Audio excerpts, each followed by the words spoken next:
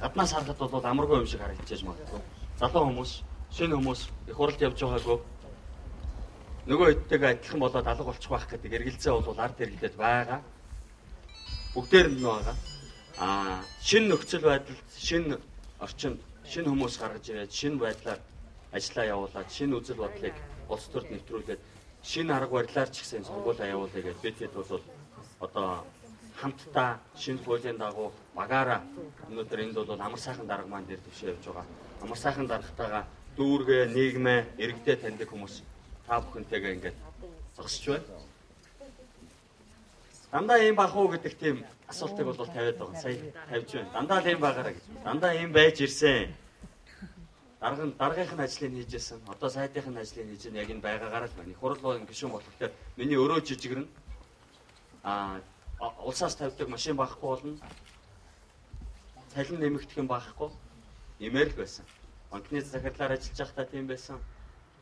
Том албан тушаалыг дүүрэгт, аймагт иргэний нийгмийн байгууллагад хүүхдэд төлөө газарт гендерийн одоо асуудлыг эргэлзсэн агентлаг хийж байхдаа имээрээ л байсан. Имээрээ байж байгаа одоо тусгнаа л гэж бодож байгаа. Сонгуулийг ч дуусгана. Улс төрд ажиллах, амьдрах энэ зүрх маань цохилж байгаа цагт улс орныхоо төлөө ард иргэдийн төлөө битээр бол байгаа чадлаараа зүтгэж байгаад энэ улс орноо нэг хамгийн өндөр хөгжилтэй бусад улсууд хурж ирээд Монгол улс чи яаж 10 жилийн дотор ийм хөгжил дэвшлэг гаргах вэ гэж гайхшруулах, алмааруулах тийм зорилгыг өөрчлөөд өнөөдөр та бүхэнтэйгээ уулзч байна.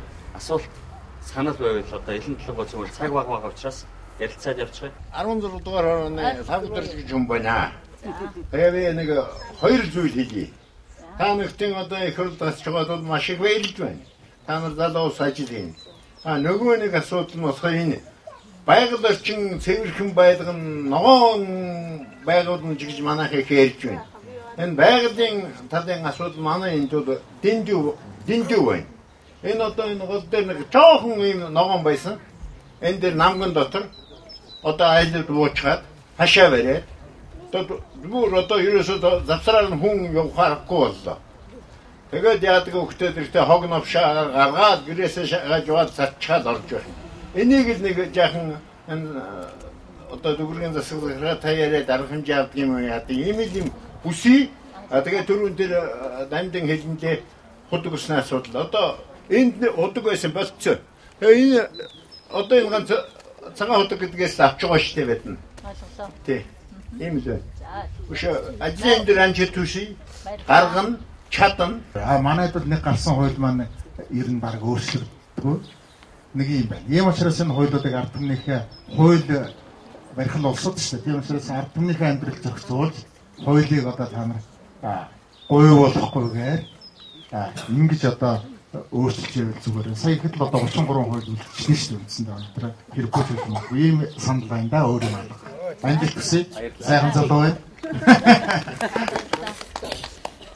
Сая би энэгээр явж байгаа энэ дамд дарж байгаагаар ер нь нэг ороод гараа гэдэг мухар 39 9-р удамжин дээр очлоо л да. Тэгээд өвөгийн маань барьсан башин дээр очиод гараад бас 20 жилийн өмнө бид нар 90 онд нүгэд явцсан.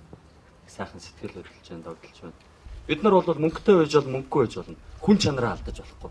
Эцэгхээс хүн болгоод бид нар төрсөн. Энэ хүн чанараа алдмааргүй байна. Тэрнийг бол хойчтой манай өрсөлдөгч нар маань ч гэсэн бас ухаараасаа энэ үгийг маань аваасаа ухаараасаа гэж тийм байдлаар бол үгээ тээж байгаамаа. Орон сууцтай холбоотой асуудал бол үнэхээр одоо энэ засгийн газрын, өмнөх засгийн газрын, за дараагийн засгийн газруудын хамгийн тулгымцсан асуудал болно. Санхүүжилтийн асуудлыг шийдэхэд бол хамгийн их бэрхшээлтэй байсан. Өнөөдөр бидний өвгдөөцөөс бидэнд өглөөлөө үлдээсэн байгаа байгалийн баялаг дээр бид нар дулдуулаад тэр санхүүгийн боломжийг их усүрийг нээж гаргаж ирж зөв зохистой зарцуулж зөв зохистойгоор иргэддээ хүргэх асуудлуудыг бол шийдэх ёстой. Байр бариад иргэнд өгөхөөс гадна бол тэр нийтийн хүртэл болох ёстой зам, гүүр, гэрэлтүүлэг, шугам сүлжээ бохор цэвэр ус гэдэг энэ асуудлуудыг бол бүгдийг давхар шийдэх ёстой. Энэ л жинхэнэ утгаараа бол нөгөө байгалийн баялагийг иргэддээ тэгшүртээж байгаа гэдэг бай харагдана. Зүгээр мөнгө тарааснаар бол байгалийн баялаг тэгшүртнэ гэдэг бол бас ойлголт байж болохгүй. Төр өөрийнхөө ажлыг ухамсарлаад төр хийх ёстой ажлаа хийх ёстой. Бүх ард түмнийхээ нэрийн өмнөөс бүх ард түмэндээ хүрэх ажлыг бол төр л хийхгүй бол нэг хувийн компани очоод 10 км зам тавьчихна гэж байхгүй. Тэр чалгайг бол одоо бүгдлөөд энэ усны даланг сэтгээд айл ганц айлыг юм уу хоёр айлыг усанд авахтуулахгүй байх тэр ажлыг бол хийхгүй. Энэ бол төрийн ажил. Төр өөрийнхөө ажлыг зөв хийх ёстой. Хүн нь болохоор төрийнхөө өмнө үүрэг хүлээн. Хөдөлмөрлөх ёстой.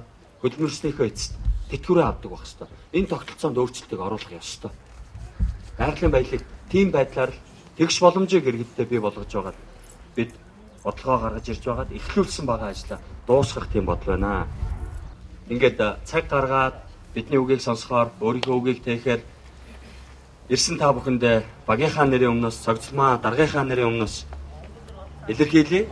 Талархлыг илэрхийлье. Манай багийн энэ залуучууд бол их сайн ажиллаж байгаа. Бид нартай бас нэг талархал илэрхийлээд цөмөрөө нэг сайхан эцгээс алга. Яа. Аа